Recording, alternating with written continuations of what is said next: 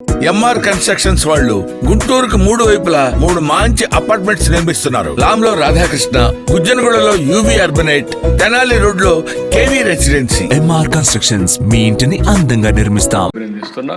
ఇది wonderful work. దీన్ని ఇంకా పకడ్బందీగా మనం చేయాల్సిన అవసరం ఉంది.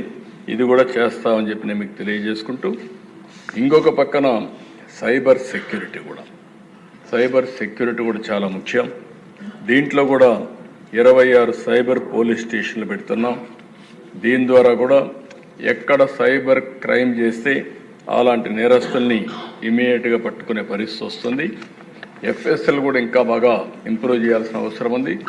కడాన దేశ ఒక్కొక్కసారి ప్రభుత్వాలు ఏ విధంగా పనిచేస్తాయంటే, నేను ఎప్పటి నుంచో కూడా సమైక్య ఆంధ్రప్రదేశ్లో మీరు చూస్తే ప్రతి ఒక్క రెవెన్యూ డివిజన్కి పోలీస్ డాగ్స్ పెట్టి, స్క్వాడ్స్ పెట్టి, ఎందుకంటే ఇప్పటికి కూడా టెక్నాలజీ మనం అందరం ముందుకు పోతున్నాం.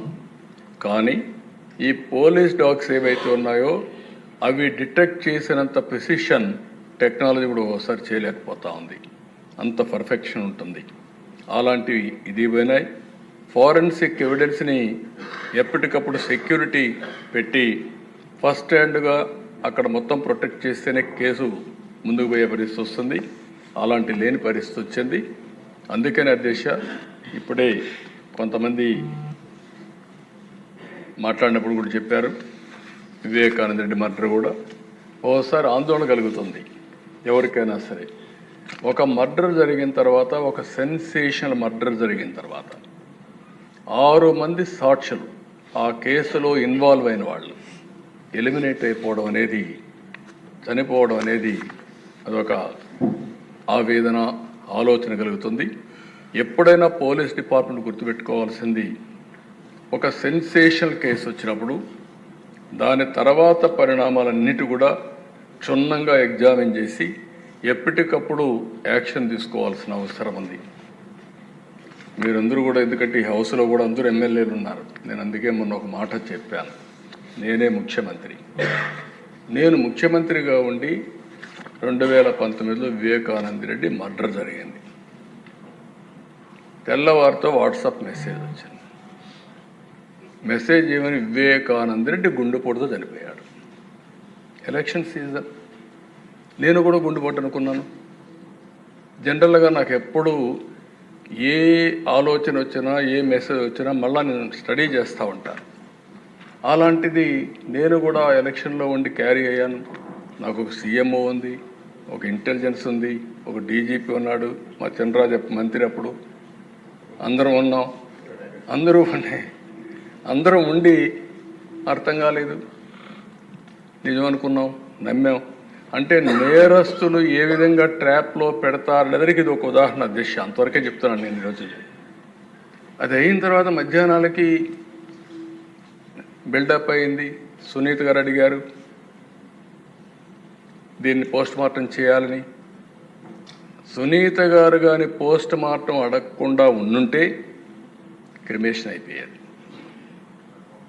అంటే నేను ఎందుకు ఇవన్నీ చెప్తున్నానంటే, నేరాలు ఘోరాలు చేసే వ్యక్తుల పట్ల ఏ స్థాయి అయిన వాళ్ళైనా సరే మనం అప్రమత్తంగా ఉండకపోతే మాత్రం మనం న్యాయం చేసినట్టు కాదు, మనం కూడా ఇబ్బందులు పడే పరిస్థితి వస్తుంది. ఆ తర్వాత సాయంత్రానికి అధ్యక్ష, ఎప్పుడైతే పోస్ట్ మార్టం చేశారో, ఏ టీవీలో అయితే గుండెపోటని చెప్పారో వాళ్లే సాయంత్రానికి మాట మార్చేసి, ఇంతవరకు మా తండ్రి చనిపోయాడు, ఇప్పుడు తండ్రి లేని బిడ్డే కాకుండా చిన్నాన్న ఉంటే ఆ పెద్ద దిక్కు కూడా లేకుండా పోయిందని చెప్తే ప్రజలు నమ్మించే పరిస్థితికి వచ్చారు. రెండో రోజు అధ్యక్ష, నా చేతిలో కత్తి పెట్టి నారాసుర రక్త చరిత్రను వేసే పరిస్థితికి వచ్చారు. బాధ కదా దేశ, ఆవేదన కలగదా?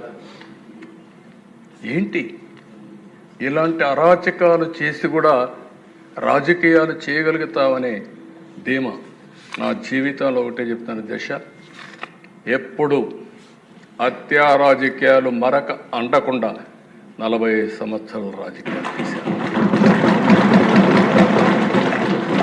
ఎవరైనా హత్యా రాజకీయాలు చేసిన, ప్రజాక్షేత్రంలో పోరాడి అలాంటి వ్యక్తుల్ని శాశ్వతంగా రాజకీయాలు లేకుండా చేశాను తప్ప, శిక్షలు బయటకు చేశాను తప్ప, నేను ఎలాంటి పరిస్థితులు కూడా అలాంటి దీనికి దోహదం చేయలేదు.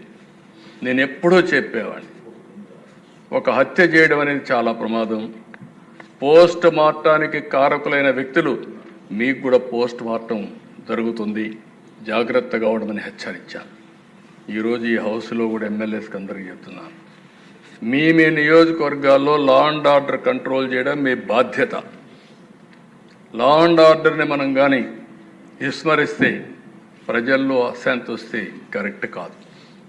ఇంకొక విషయం కూడా చెప్తున్నాను, రాజకీయ ముసుగులో నేరాలు ఘోరాలు చేసి ఎదురుదాడి చేసి తప్పించుకుంటా ఉంటే ఈ ప్రభుత్వంలో సాగనివ్వనని మరొక్కసారి చాలా స్పష్టంగా విజ్ఞప్తి చేస్తున్నాం. ప్రజలకు మనం లా అండ్ ఆర్డర్ క్రియేట్ చేయాల్సిన, సమస్యలు లేకుండా చేయాల్సిన అవసరం ఉంది. టెక్నాలజీ వచ్చింది, టెక్నాలజీ ఉపయోగించుకుంటాం. కడాన పోలీసులు చూస్తే వాహనాలు కూడా లేని పరిస్థితి, పెట్రోల్ కూడా ఇవ్వలేని పరిస్థితి, ఇలాంటి చాలా జరుగుతున్నాయి. చాలా వరకు కరెక్ట్ చేశాం, ఇంకా కరెక్ట్ చేస్తాం. పోలీస్ యంత్రాంగాన్ని అప్రమత్తం చేస్తాం. అప్రమత్తం చేయడమే కాదు, ఎప్పుడైనా సరే అధ్యక్ష ఒకటే గుర్తుపెట్టుకోండి, ఒక నాయకత్వం కానీ ఒక గవర్నమెంట్ కానీ స్ట్రాంగ్గా ఉందని విత్ డెమాన్స్ట్రేటివ్ ఎఫెక్ట్తో చేయగలిగితే అందరూ లైన్లోకి వస్తారు. అట్లా కాకుండా పర్వాలేదు ఉదాసీన వైఖరి తీసుకుంటే ప్రతి ఒక్కరూ పెట్టేగిపోయే పరిస్థితి వస్తుంది. అది ఈ ప్రభుత్వంలో సాగనివ్వమని చెప్పి మరొకసారి తెలియజేసుకుంటూ ప్రతి ఒక్కరికి విజ్ఞప్తి చేస్తున్నాం. ఈ రోజు నుంచి కొంతమందిని చూస్తున్నాను దిశ, కొన్ని కేసులు కూడా చూస్తున్నాను. ఎమోషన్లో కొంతమంది ట్రాపుల్లో కూడా పడతా ఉంటారు. కొంతమందికి డబ్బులు ఇస్తామంటే ఎక్కువగా వస్తాయనే ఉద్దేశంతో ఒక విధంగా ఆలోచిస్తే చిట్ ఫండ్ కంపెనీలు వస్తూ ఉంటాయి. అలాంటి వాటిలో డబ్బులు ఎక్కువ పెట్టుబడి పెడతాం, లేకుంటే మీకు ఎక్కువ రిటర్న్స్ ఇస్తామంటే మోసపోయే పరిస్థితి వస్తూ ఉంది. కొంతమంది అమ్మాయిల పట్ల కొంతమంది చాలా దారుణంగా ప్రవర్తిస్తూ ప్రేమ అనే మాట ఒలకబోస్తూ ట్రాప్లో పెట్టి ఈ యొక్క అబ్యూజ్ చేసే పరిస్థితి కూడా వస్తున్నారు. నేను ఈ విషయాలని ఎందుకు చెప్తున్నానంటే, ఈ సభ ద్వారా ప్రజల్లో చైతన్యం తీసుకురావాల్సిన బాధ్యత మన మీద ఉంది. అదే సమయంలో ఎవరైనా తప్పు చేస్తే మాత్రం వదిలిపెట్టం, తాట తీస్తామని చెప్పి మరొకసారి